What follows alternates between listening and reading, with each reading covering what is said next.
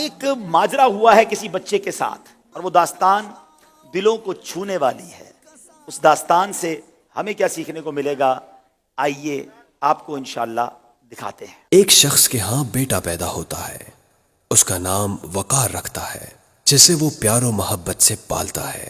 کچھ ٹائم بعد وقار بیٹا اپنے باپ کی آواز پر کوئی توجہ نہیں دیتا تو وہ شخص بیٹے کا چیک اپ کرواتا ہے تو پتہ چلتا ہے کہ اس کا بیٹا قوت سماعت و گویائی سے محروم ہے. یہ سن کر اس کا والد افسردہ ہو کر بیٹھ جاتا ہے اور سوچتا ہے کہ اب میں اس گونگے بہرے بچے کا کیا کروں. گویا اس کا دل اس بچے سے اچاٹ ہو جاتا ہے. کچھ عرصے بعد اللہ پاک اسے ایک اور بیٹے سے نوازتا ہے جس کا نام فرحان رکھتا ہے، جو بالکل ٹھیک ہوتا ہے. اب یہ اپنے اس نارمل بیٹے کو بہت ناز و نخروں سے پالتا ہے، اس کی ہر خواہش و ضرورت پوری کرتا ہے، جبکہ اپنے ڈیف بیٹے کے ساتھ اچھا برتاؤ نہیں کرتا. اب بیٹے بڑے ہو رہے ہیں. جوں جوں دن گزرتے گئے اس بچے کی محرومی بڑھتی گئی. وقار ڈیف اگر کچھ مانگتا تو نہ ملتا اور فرحان کو کھلونے اور دوسری چیزیں مل جاتی.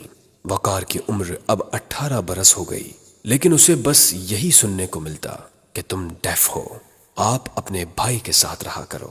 وقار احساس کمتری کا شکار ہو کر یہ اپنے بھائی سے اشاروں میں غصے میں بولتا ہے، کیا میں کسی کام کا نہیں ہوں؟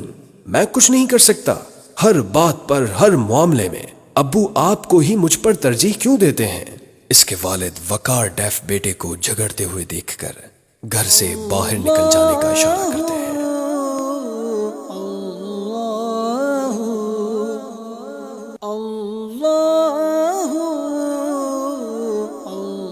السلام علیکم. آپ کیوں رو رہے ہیں؟ میرے ابو نے مجھے گھر سے بھگا دیا. وہ کہتے ہیں کہ آپ ڈیف ہو، آپ کچھ کر نہیں سکتے.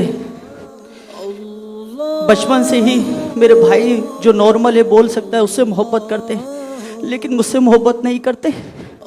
کیا ہم بوجھ ہیں؟ آپ بتائیں کہ میں کیا کروں؟ آپ روئے نہیں، آپ روئے نہیں.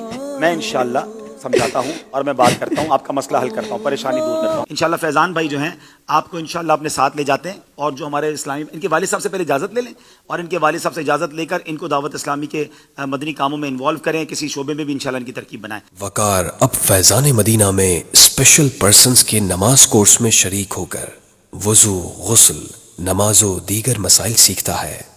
اب جب وقار اپنے گھر جاتا ہے تو اس کے والد دیکھ کر حیرت سے کہتے ہیں کہ کیا تم میرے وہی بیٹے ہو؟ جی ابو، آپ نے مجھے گھر سے نکل جانے کا کہا تو میں باہر کہیں بیٹھ کر رونے لگا. وہاں سے دعوت اسلامی کے مبلغ کا گزر ہوا. ان کی انفرادی کوشش اور شفقت سے میں آج معاشرے کا کارآمد فرد بننے میں کامیاب ہو گیا اور دعوت اسلامی میں بطور اجیر کام بھی کر رہا ہوں. وقار کو محبت سے گلے لگا لیتے ہیں اور اس سے کہتے ہیں، مجھے معاف کر دو، مجھے معاف کر دو اور مجھے بھی ان دعوت اسلامی کے مبلغ سے ملاقات کرواؤ. السلام علیکم ورحمۃ اللہ وبرکاتہ. السلام علیکم. کیسے آپ ٹھیک ہیں؟ الحمدللہ. ماشاءاللہ. کیا کہیں گے آپ کے بیٹے کو دیکھنے کے بعد؟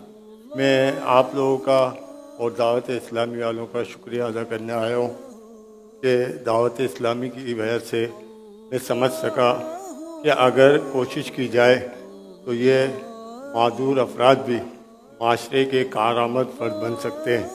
دعوت اسلامی کا شکریہ ادا کرتا ہوں کہ میرے بیٹے کو آپ لوگوں نے ایسا بنا دیا. ماشاءاللہ. شکریہ دعوت اسلامی کا. اور شکریہ. الحمدللہ. یہ ہے آپ کی دعوت اسلامی جو ان معذور افراد پر کس طرح کام کر رہی ہے.